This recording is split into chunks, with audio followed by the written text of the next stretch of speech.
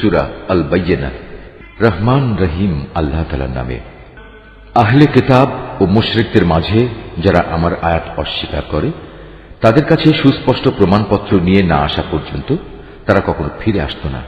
আর সে প্রমাণ হচ্ছে আল্লাহর পক্ষ থেকে রসুল আসবে, যারা এদের আল্লাহর পবিত্র কিতাব পড়ে শোনাবে। এতে রয়েছে উন্নত মূল্যবোধ ও সঠিক বিষয়বস্তু। আগের কিতাবধারী লোকেরা তাদের কাছে সুস্পষ্ট প্রমাণ এসে যাওয়ার পরও বিভেদ এবং অনৈক্যে নিমজ্জিত হয়ে পড়েছে, অথচ এদের এছাড়া আর কিছুরই আদেশ দেয়া হয়নি যে তারা আল্লাহর জন্যই নিজেদের দ্বীন ও ইবাদত নিবেদিত করে নেবে এবং নামাজ প্রতিষ্ঠা করবে, যাকাত দান করবে, কেননা এ হচ্ছে সঠিক জীবন বিধান। আহলে কিতাব ও মুশরিকদের মাঝে যারা আল্লাহ তাআলা ও তার রাসূলকে অস্বীকার করেছে, তারা অবশ্যই জাহান্নামের আগুনে থাকবে। তারা সেখানে অনন্তকাল থাকবে। এই লোকগুলোই হচ্ছে নিকৃষ্টতম।